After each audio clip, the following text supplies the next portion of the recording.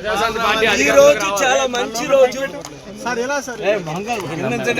Honourable chief justice of Andhra Pradesh and honourable senior judge హైకోర్టులో ఏప్రిల్లో election ఏంటి, మేలో కౌంటింగ్ ఏంటి, 40 రోజుల్లో ఎవరు ఈవీఎంలను కాపాడుతారు? నేను రిపోర్ట్లన్నీ ఇచ్చాను. అన్ని పార్టీలు దీన్ని అపోజ్ చేస్తున్నాయి.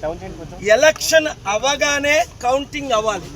మీరు ఏప్రిల్లో ఎలక్షన్ పెడితే కౌంటింగ్ ఏప్రిల్లోనే చేయండి, 2-3 డేస్లో మన తెలంగాణలో చేసినట్టు. అది honourable high court. I'm very grateful to the chief justice of honourable high court and honourable judges. రేపు ఈ మ్యాటర్ పోస్ట్ చేశారు. అవినీతి జరగకుండా, ఈవీఎంలు రిప్లేస్ అవ్వకుండా ఉండాలి అంటే మేలో ఎలక్షన్ జరగాలి. జనవరి 9 చీఫ్ ఎలక్షన్ కమిషనర్ మీరందరూ రిపోర్ట్ చేశారు. అంతకంటే 1000 రెట్లు ముఖ్యం, ఇప్పుడు 1,00,000 రెట్లు ముఖ్యం. ఎందుకు చెప్పంటారా? ముగ్గురు ఎలక్షన్ కమిషనర్స్ లో ఇద్దరు రాజీనామా చేశారు. Against the supreme court order ఒక ఎలక్షన్ ఆఫీసర్ తో నేను మాట్లాడుతున్నా. ఏమయ్యా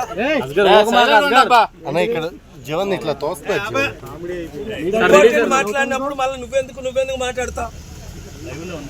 లైవ్ లో ఉంటుండగా మీడియా మిత్రులారా మాత్రమే ఇక్కడ ఉండండి. తత్వాలు దయచేసి మాట్లాడకండి. నేను ఓన్లీ 2 minutes మాట్లాడతా. మరొకసారి, ఆంధ్రప్రదేశ్ హైకోర్టులో నేను పబ్లిక్ ఇంట్రెస్ట్ లిటిగేషన్ వేశాను. 20 పాయింట్లు ప్రొడ్యూస్ చేశాను. ఎలక్షన్ ఏప్రిల్లో అయి మేలో కౌంటింగ్ అయితే ఈవీఎంలు ఇప్పటికే 2010లో డిప్యూటీ కలెక్టర్ కంప్లైంట్ చేశారు 4000 ఈవీఎంలు దొరకలేదని. Chief election commissioner Rajiv Kumar గారికి జనవరి 9th అంతకు ముందు పర్సనల్గా కలిసి అనేక సార్లు మేము రిక్వెస్ట్ చేశాం.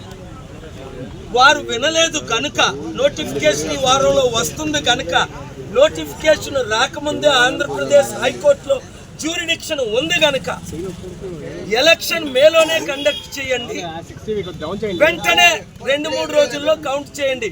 ప్రపంచంలో ప్రతి దేశంలో, డెమోక్రాటిక్ దేశంలో ఎలక్షన్ అయిన రోజునే ఓట్లు లెక్క పెడతారు.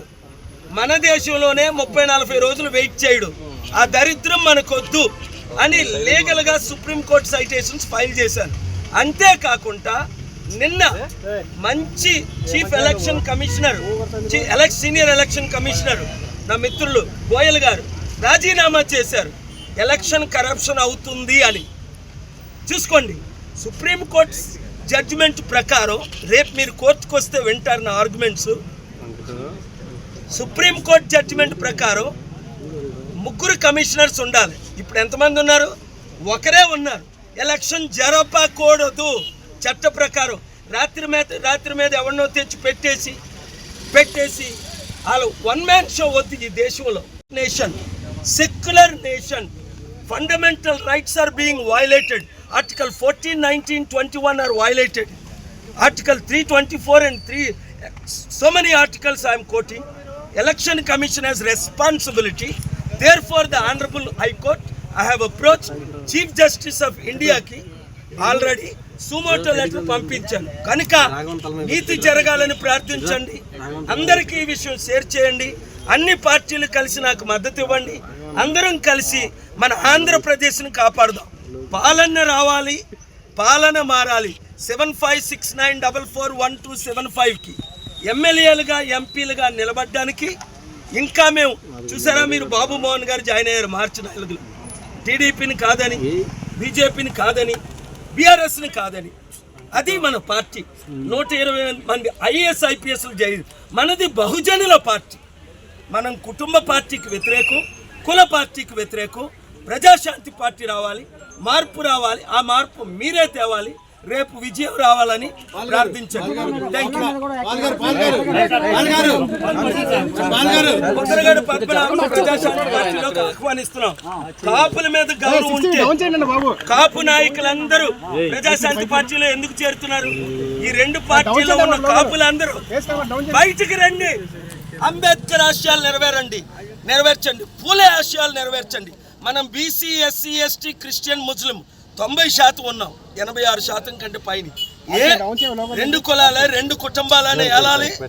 నేను మీ కొరకు వచ్చా, దేవుడు పంపగా. చిత్తశుద్ధి ఉన్న ప్రతి ఒక్కరూ 7569441275 కాల్ చేయండి, జాయిన్ అవ్వండి, మార్పు తీసుకొద్దాం. ప్రతి కుటుంబానికి ఉన్న 5 కోట్ల అప్పు తీర్చుతాను, అభివృద్ధి చేస్తాను, మీ కన్నీరు తుడుస్తాను. అందరికీ అన్ని విధాలు ఉచిత విద్య, ఉచిత వైద్యం, రైతులకు.